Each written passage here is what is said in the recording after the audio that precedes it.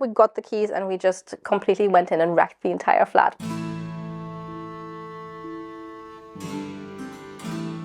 Hello and welcome to a new video. Exciting news, we got the keys to our new flat. So just in case you're new here, or perhaps you haven't seen my previous video in which I'm talking about purchasing a Victorian flat in Scotland. Hi, I'm Tally. I normally make historically inspired clothes, but more recently we've bought a new flat, so now I'm talking a lot about renovation. So the flat we purchased is a Victorian tenement flat, and I know in the previous video that was a bit of a confusing point to some people who aren't from the UK. So tenements here are basically just rows of buildings that were built in the late Victorian days, and they're very, very common in Scotland. So most people who live in like Glasgow and Edinburgh will most likely live in a tenement building, and they're good buildings to live in. So this building that we're currently in is also a tenement building. So it just means they have certain features. They often have bay windows, and just the layout is very similar because they were all built around the same time. So our new flat has 3 bedrooms. It's around 100 square meters, and it looks right onto the seaside, and the views are just like to die for, honestly. So I thought I'd just take you back to the flat and we just talk about what it looked like when we first got the keys. We've got the massive living room, which was one of the biggest selling points for us because it's just so big and has so much light, but it's also very yellow. Then there is the yellow bedroom, the blue bedroom, and the green bedroom, which are all named accordingly to the colors they're currently painted in. Then there's the kitchen, which I have heard a lot of people say is cozy looking. So hear me out, it is really not that functional. So it's gonna work fine for a little bit, but I think our big plan is to eventually move the kitchen into one of the bedrooms, just because the kitchen is really small. And if you look around very closely, you realize there's no space for a fridge anywhere. So the previous owners actually had the fridge in one of the storage cupboards that's in one of the bedrooms. So that alone is enough reason to move the kitchen, in my opinion. Then we've got the bathroom, which is fine. It's got a few features we don't love, like the weird painting on the shower screen. And also we'd probably prefer to have different tiles, but in comparison to our current bathroom, honestly, it's such an upgrade.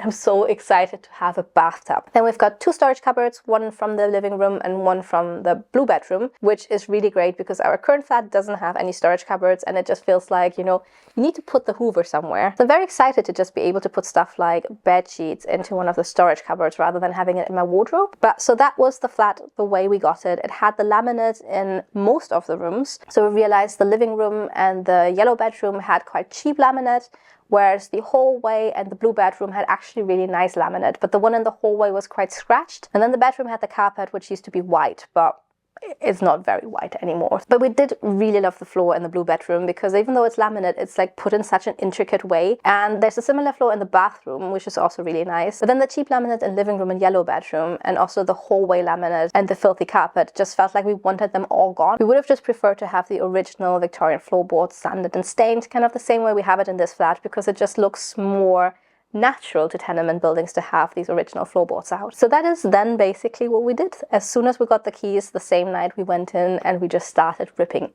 everything out.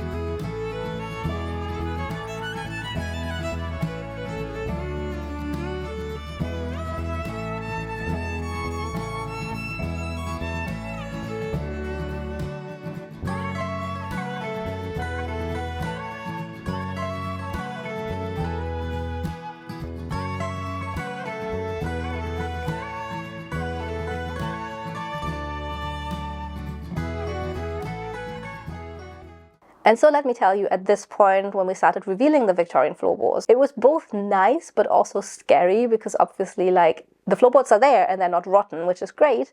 And I'm sure they're going to look great when they're sanded, but the flat is a mess. It was perfectly inhabitable when we got the keys, and then we decided to just rip everything out, which is a theme because we did something quite similar here. By the time we got to the hallway, it started getting dark and it was already quite late at night, and we realized that the laminate in the hallway was actually completely nailed in. So it wasn't just a matter of like lifting up the laminate and it just broke apart. It was actually like we had to go underneath with a hammer and just pull all of the nails out one by one. So that's when we just kind of called it a night and thought, we'll maybe just come back tomorrow.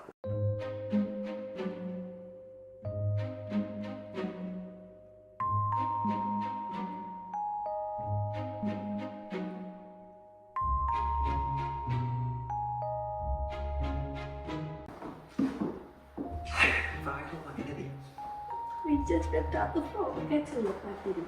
It's a video.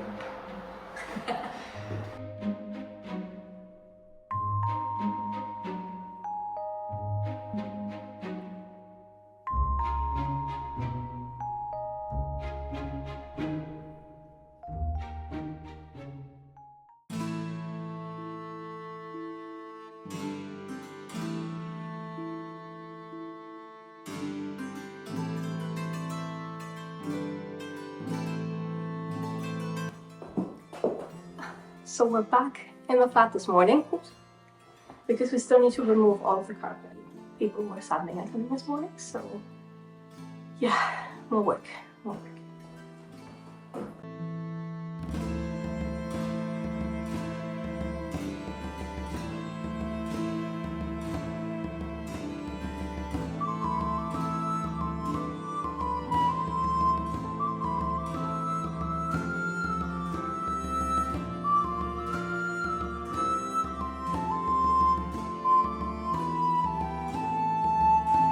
Okay, this might be very obvious, but manual labor is not my strong suit, and I'm so exhausted, and I definitely should have eaten before coming.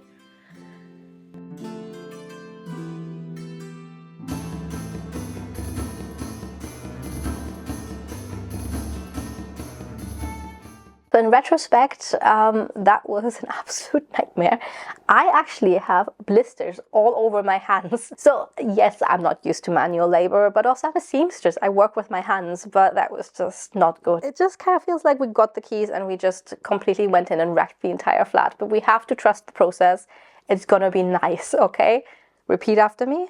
It's gonna be nice. From experience, it's just getting the floors done is so crucial to do before you move in, because in our current flat, as I mentioned in another video, we did the floors before we moved in, but we didn't do them right. So we had to resand all of the floors in every single room while we were living in it with the pets, and that was honestly not good, no.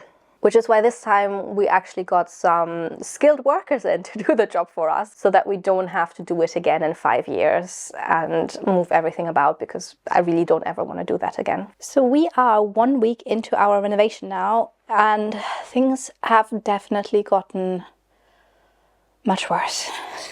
Basically, the workers came in, they weren't overly impressed with the floorboards, but they were the original Victorian floorboards, so they were just kind of like, that's what it is. Because over the years, central heating would have been installed and electricity, and for that, they keep ripping out the floorboards. And ideally, they would have tried to do it very carefully, not to cause too much damage.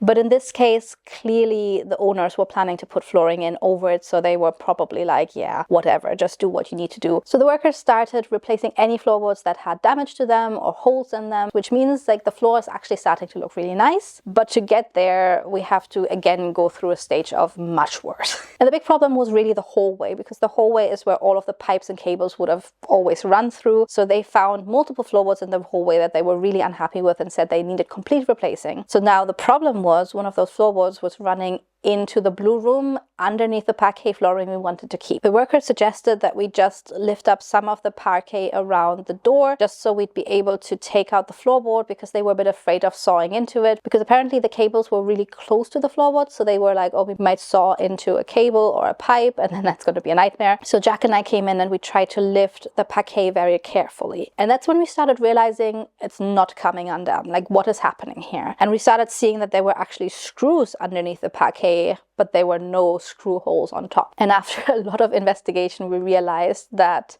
what we thought was parquet, so we never thought it was original, but just like quite well done sometime in the 80s, like the hallway floors that were laminate, but just something along the lines of that. Really what happened is someone installed massive sheets of pressed wood, screwed them into the original floorboards, and then put the tiles of parquet on top. But they're not wood, they are vinyl plastic, which is frustrating because obviously that was one of the features of the flat that really drew us to it. And we didn't feel like it needed proper sanding and staining just now, but it was a little bit scratched, so we thought eventually maybe we'd want to redo it, but we can't because it's plastic, it's not wood. And then because it turned out everything was just glued together, there was no way of removing a little bit of the floor in the blue room without just ripping it out. So we now face the decision between keeping the floor in the blue room, but then we wouldn't be able to take out the floorboards, and the workers said that the sander wouldn't go properly over the hallway, so we wouldn't actually be able to do the hallway. We'd have to put in new flooring into the hallway, or we rip out the floor in the blue room and then we can sand the hallway, but we'd also have to sand and stain the blue room. So we're obviously keen to keep everything as close to kind of like as it should have been originally. And then the idea of having plastic flooring didn't really sit right with us. So now the bathroom also has that kind of floor, and I don't mind having plastic in the bathroom because obviously that actually makes sense. There's a lot of moisture, and in the kitchen that maybe is fine as well, but just like all of the other rooms we wanted to have nice wood. So we ended up then ripping out the floor, which was sad because I really liked the floor, but then also knowing that it's just plastic made me a little bit less attached. But then that obviously adds a lot of work and a lot of money to the bill. And originally the workers said they would need about a week to sand and stain. So they came in on a Thursday and they actually said on the Monday we'll start staining. It is now the Thursday after, and they're done with 2 rooms. So it's all taking way longer than expected. Instead of taking 1 week, they're now saying they'll need 2.5, which still I think now at this point is quite... We'll see whether that actually works out. I mean, the living room and the yellow bedroom are starting to look nice, but everything else just still... And then the added complication to that was we had ripped out all the laminate and we had kind of just stored it in the kitchen and in one of the storage rooms. And we kept talking to people on Facebook who were bulky waste removal guys. No one would show up, and then someone else came in and they were like, nah, this is way too much work, and just like walked off again. And we were like, how are we ever going to get rid of this laminate? So Jack actually spent 3 days waiting in the flat for someone to just show up, but now the laminate has finally been removed. Then, because it was so much fun ripping out floors, I started to lift up the vinyl in the kitchen. The kitchen vinyl is honestly disgusting looking. I don't know why anyone would have ever put that in. I was considering putting in a vinyl like the one in our bathroom instead, which looks a little bit like marble floors, so again, not ideal. But then we were planning to redo the kitchen one day anyways in a bigger room, so it was just a matter of kind of like making it functional and not an eyesore until we could get our dream kitchen in a different room. But when I lifted up the vinyl, I realized there was actually laminate underneath it. So I'm like, why would anyone put in this vinyl and cover up laminate that's perfectly fine? Well, yeah, joke's on me, it is not perfectly fine. There's a huge water damage around the washing machine. And what I thought was wavy vinyl that was badly installed is actually the laminate underneath. So it's like really properly wavy. But then again, we are planning to redo it. And if we rip out the kitchen and try to turn this room back into a normal bedroom, we'll have to redo the entire flooring anyway. So this is something we will just ignore for now. And the only issue with the kitchen is that we need to somehow move things around so that we can put a fridge into it. But anyways, the kitchen is future problems. So the workers are continuing the work, and hopefully from now there will not be any more major issues, and it's just a matter of waiting until they're done. So we are back in the flat because the workers have almost finished the sanding, and they left some stain out for us to choose which one we prefer. And it's starting to look a little bit better. It's starting to actually look like an inhabitable flat. So that's great news. So I'll show you the stain samples. So it might be a little bit hard to tell, but this one here is a little bit colder brown, whereas this one has more of a reddish tone to it.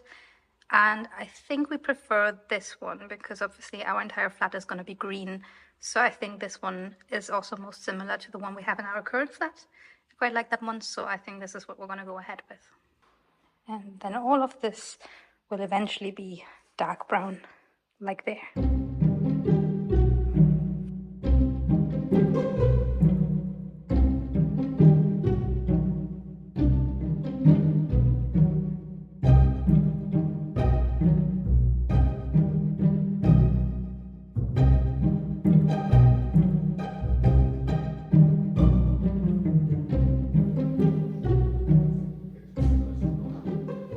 So let's take a look at what the original Victorian floorboards look like now that they've been repaired and sanded and stained.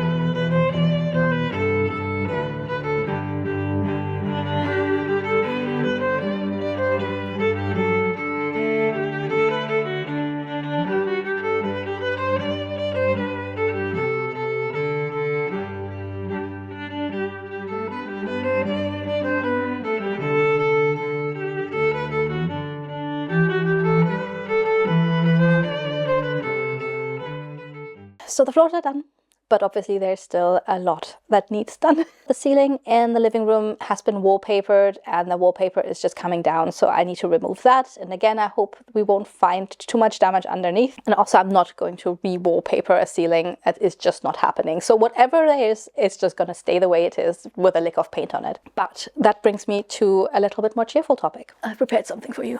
With everything that's been going on, it feels like paint is something that is very controllable and very cheerful. So I have focused all of my efforts on trying to find the perfect green shade. And Jack was kind of like, oh, we could just use the same green we have in here, which I love. But I feel like this room is really small and cozy, whereas the new living room is so big and light that probably this green won't look the same there as it does here. So I have brought in lots of paint samples of different types of green.